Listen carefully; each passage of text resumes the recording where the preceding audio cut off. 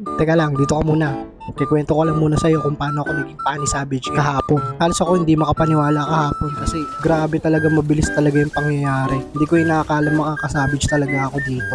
Nag-aabang kasi kami dito. Ang dami namin dyan sa damong yan. Tapos di namin akalain na biglang lumapit si Nathan dyan sa gilid. Kaya napasubo ako lumapit sa kanya. Pero yung una ko napatay dyan si Chang'e. Sumunod dyan si Nathan.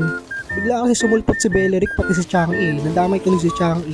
Ngayon pumunta kami sa top at tinegi namin si Tamus kaya nagkaroon ako ng trick. Tapos napilitan pumasok yung Dairot kaya nakamaniac ako. Ngayon yung Beleric nawalan ng pag-asa, nagpaalay na lang sa akin kaya naging savage tuloy ako. Yun lang naman ikikwento ko, Paps.